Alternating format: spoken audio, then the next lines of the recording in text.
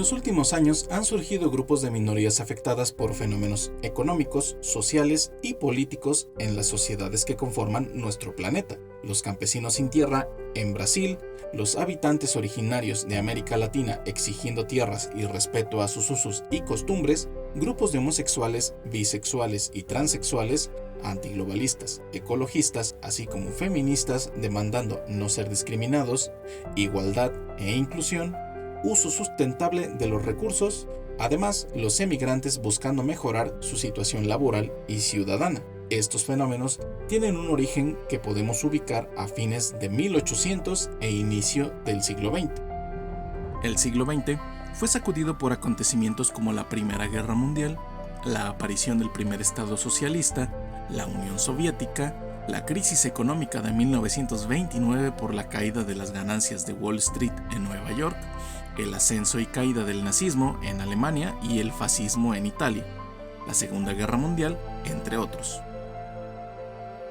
Detrás de estos hechos, las principales afectadas fueron las clases marginadas. Un grupo de filósofos alemanes fundaron la Escuela de Frankfurt, en Alemania. Se dieron cuenta que el hombre estaba sometido por fuerzas políticas y económicas que, lejos de emanciparlo, lo obligaban a aceptar a la ciencia como discurso único, sustituyendo al papel que representó el mito en las sociedades previas a la Revolución Industrial. La razón, base del pensamiento científico occidental que los filósofos ilustrados creían liberaría al hombre de los mitos y el pensamiento religioso, se centró en una razón instrumental, sometiendo a las fuerzas de la naturaleza y de paso, ejerciendo una dominación sobre el hombre. El ser humano se vuelve un objeto, se cosifica, semejante a una mercancía que puede cambiarse por dinero en el mercado. Por otra parte, la solidaridad, valor que unía a las sociedades precapitalistas, se debilita ante la excesiva importancia del individualismo en las sociedades modernas. En la actualidad, la producción de los medios de subsistencia y mercancías está bajo control de las corporaciones internacionales, quienes, con herramientas como la publicidad, son capaces de influir sobre los gustos y preferencias de los ciudadanos, al punto de volverlos consumidores cautivos, obteniendo ingresos y ganancias extraordinarios. De esta forma, adquieren un poder económico que muchas veces utilizan para ejercer control político. Algunas de las consecuencias de este modo de producción científico industrializado han sido negativas. Un aumento de la temperatura a nivel global, destrucción de ecosistemas para producción intensiva de bienes agroindustriales como la soya, la desertificación, generando movimientos migratorios de personas de países pobres a países industrializados, pérdida de biodiversidad y aparición de enfermedades nuevas y pandemias, como el COVID-19.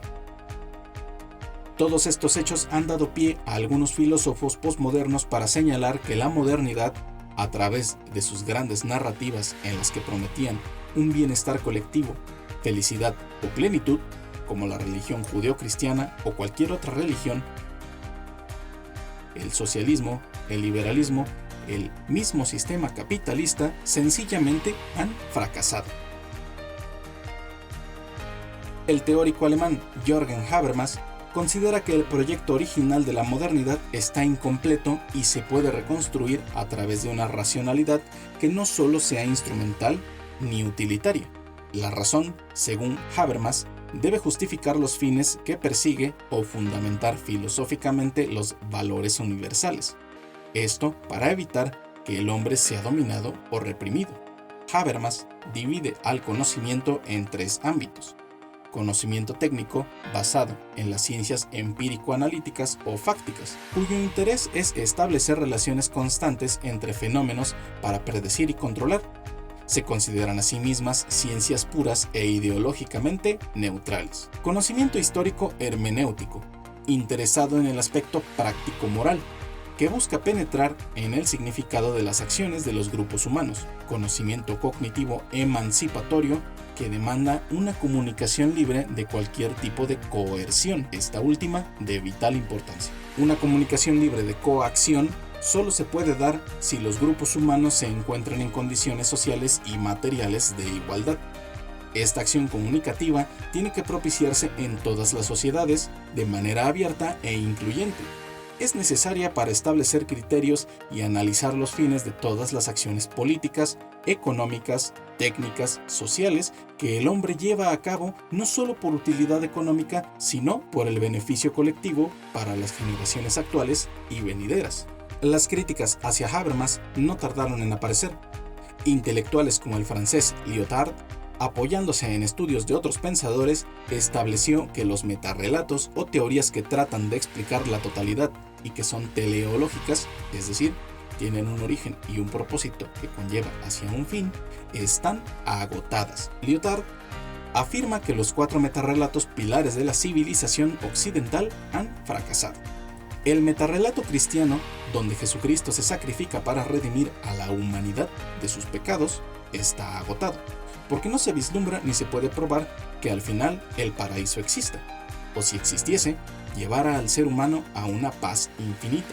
El metarrelato marxista se agota con la caída del muro de Berlín y la desintegración de la Unión Soviética, principal país socialista a fines de los 80s, ya que no hubo revolución mundial del proletariado. Para Lyotard, el metarrelato iluminista o de la diosa razón se agotó en los campos de concentración de Auschwitz, cuando la razón científico-técnica se usó para exterminar a los judíos europeos por los nazis en la Segunda Guerra Mundial. El aún vigente relato liberal capitalista, que promete prosperidad para todos a través de la inmensa producción de mercancías, que dicho sea de paso, solo los que tienen poder adquisitivo o dinero tienen acceso a estas, comenzó a agotarse en 1929 con la primera gran crisis económica mundial, y siguen las evidencias de esa crisis con la crisis mundial del petróleo en 1973 y la hipotecaria de 2008. Además, la pobreza extrema de más de 3.000 millones de personas en el mundo que sobreviven con menos de $1 al día. Estos hechos hicieron replantear las teorías totalizantes de la modernidad y tratar de construir explicaciones de carácter limitado, los microrrelatos. Se trata de lograr el bienestar y la reivindicación para grupos excluidos y afectados por la globalización, producto del modo de producción capitalista, pero ya no una teoría que abarque toda la realidad. Lo que importa es el aquí y el ahora. Al hacer saltar por los aires las teorías totalizantes de la modernidad, la llamada posmodernidad o sociedad del riesgo plantea una serie de retos a las sociedades que conforman el globo. Los invitamos a que, con su guía de grupo, contesten las siguientes preguntas utilizando las herramientas analíticas vistas en el video.